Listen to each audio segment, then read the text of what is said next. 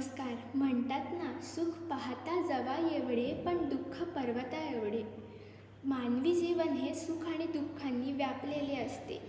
संपूर्ण विश्वात असा कोणीच नाही ज्याने दुःख अनुभवले नाही.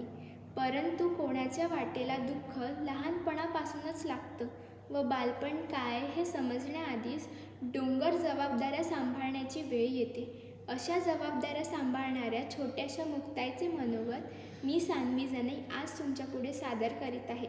मी मुक्ताई. माझा जन्म 1279 रोजी आपेगाव येथे झाला. माझ्या वडिलांचे नाव विठ्ठलपंत कुलकर्णी व आईचे नाव रुक्मिणी होते.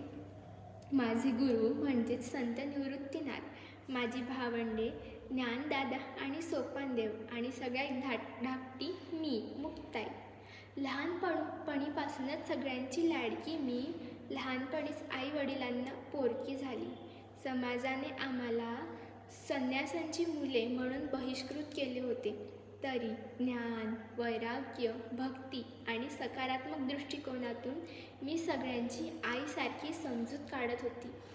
समाजाच्या जाचेला कंटाळून ज्ञानदादाने स्वतःला ताटीत कोंडून ठेवले होते, तेव्हा मीच त्याची समजूत काढली होती व म्हटलं होतं, योगी पावन मनाचा सहे अपराध जनाचा, योगी पावन मनाचा सहे अपराध जनाचा, विश्वपट ब्रह्मदौरा ताटी उघडा ज्ञानेश्वरा, ताटी उघडा ज्ञानेश्वरा.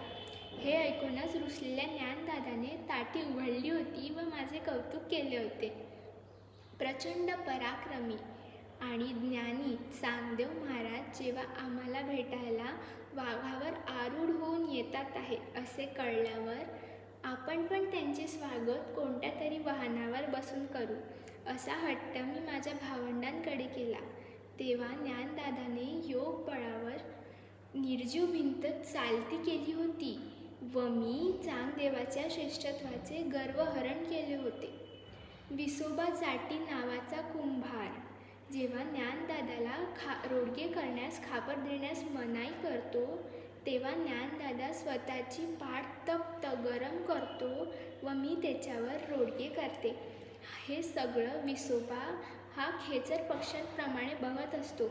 त्यावरूनच त्याचे नाव विसोबा चाटीचे विसोबा खेचर पडते व तो माझा अनुयायी बनतो. म्हणूनच म्हणतात, इवलीशी मुक्ताई अधिकारी संत विश्ववंदिते हो नित्य आदिशक्ती रूप. मुक्ताईच्या रूपाने नारी शक्तीस कर्तृत्व, प्रेम, ज्ञान, नारीस नारायणी रूप प्राप्त करून देते. धन्यवाद.